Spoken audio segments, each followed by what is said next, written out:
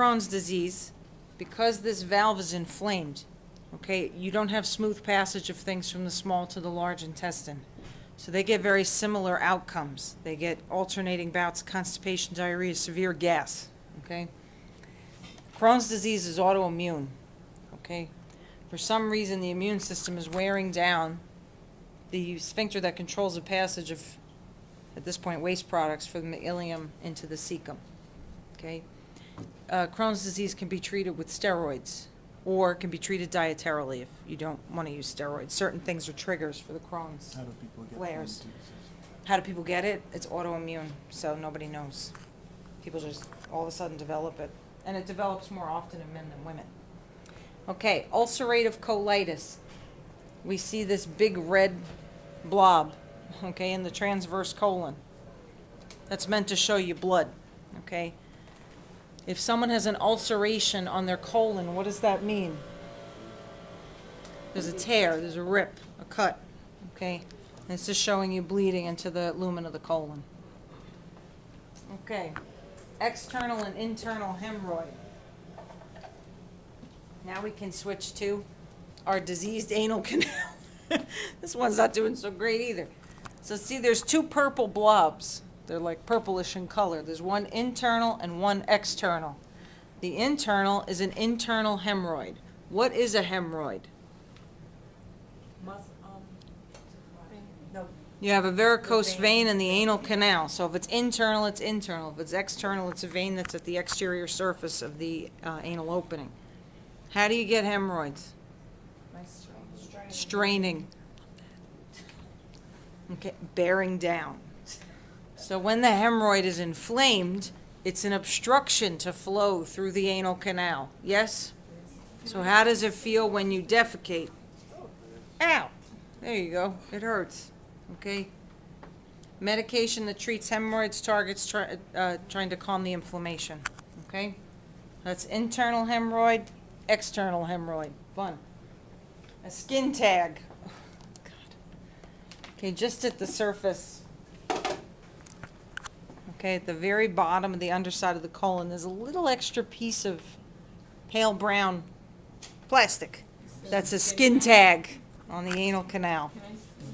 The tip of my nail. It's a skin tag. Where else can you get skin tags? All over the place. Okay. What's next? Oh, an anal fissure. Okay, this is fun too. What is a fissure? A tear.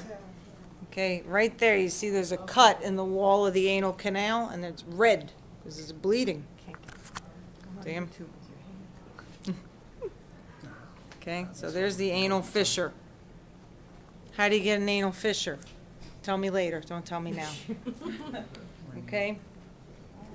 Diverticulitis. Okay, you can see it both on the colon and on the anal canal. Okay. The diverticulum are these bumps, okay? They're outpocketings of the wall of the colon.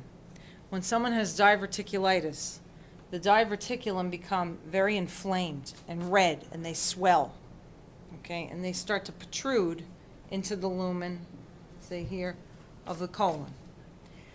When someone eats, if someone has diverticulitis, it can vary in its severity.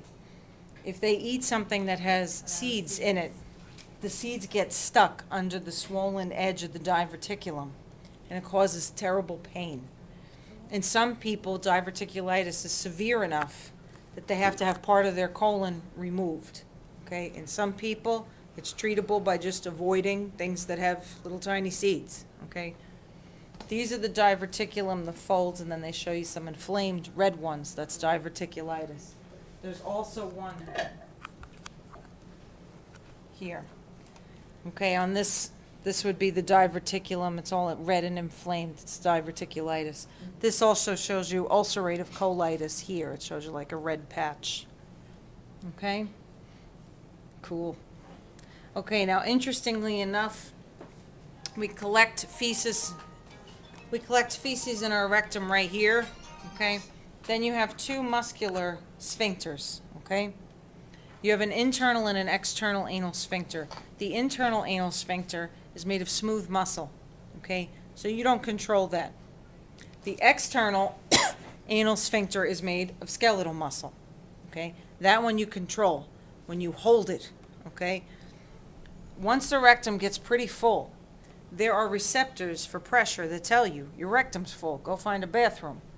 Should you choose to ignore this for whatever reason, the internal sphincter can start to open up a little and start dropping fecal matter down towards the external anal sphincter. Okay, it's just like the bladder. This one, you can squeeze shut, okay, to a point. If the pressure gets too great in your anal canal, this one will just open, and you gotta go home. Party's. You gotta go home. Party's over. Okay?